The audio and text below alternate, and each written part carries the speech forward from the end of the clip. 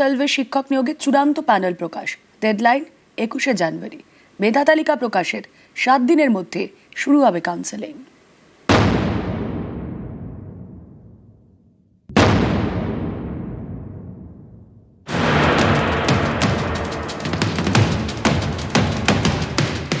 পরীক্ষা হয়েছে 2025 সালের সেপ্টেম্বরে। ইন্টারভিউ শেষ হয়েছে গত সপ্তাহে। এবার 21শে জানুয়ারির মধ্যে 11-12 শিক্ষক নিয়োগের চূড়ান্ত প্যানেল প্রকাশ করতে চলেছে এসএসসি। মেধা তালিকা প্রকাশের 7 দিনের মধ্যে শুরু হবে কাউন্সেলিং। 2016 সালের এসএসসির গোটা প্যানেল গত বছরের এপ্রিলে বাতিল করে দেয় সুপ্রিম কোর্ট। নতুন করে নিয়োগের নির্দেশ দেয় শীর্ষ আদালত। সেই মতো গত বছরের সেপ্টেম্বরে 9-10 এবং 11-12 শিক্ষক নিয়োগের পরীক্ষা নেয় এসএসসি। 11-12 শূন্যপদ 12,514।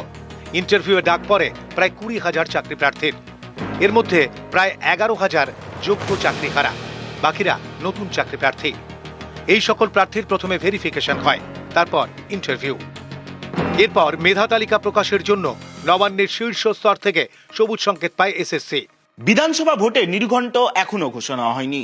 তার আগেই স্কুল সার্ভিস কমিশন জানুয়ারি মাসেই একাদশ-দ্বাদশের শিক্ষক নিয়োগের চূড়ান্ত প্যানেল প্রকাশ করছে।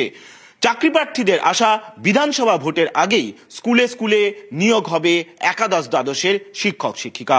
আমরা চাইবো তো দ্রুত যাতে এই প্রক্রিয়াগুলো সম্পন্ন হয়ে যাক। একে একে 11-12টা যদি হয়ে যায় তাহলে একটা বড় অংশের টিচার ওখানে রিক্রুটমেন্ট হয়ে যাবে। ফলে তারা নতুন করে নবম দশমে অংশগ্রহণ না করে তাহলে এখানেও অনেকটা অংশ সিট ভ্যাকেন্সি থাকবে। আমি এবং আমার মতো প্রায় 1200 জন 11-12 বা 9-10 এর কোনোটাই দাগ পাইনি। আনটেন্টেড, আমার কোনো দোষ নেই, এর কোনো উত্তর আমরা পাইনি যে কেন আমার চাকরিটা হারালাম। ফলে অনেকেই মানসিক যন্ত্রণা, অপমানে পরীক্ষায় কাট অফ ক্লিয়ার করতে পারেনি। সরকার ভাবুক, বিচার ব্যবস্থা ভাবুক, আমরা এটাই চাই যাতে আমরা সবাই আবার আগের মতো বিদ্যালয়ে ফিরতে পারি।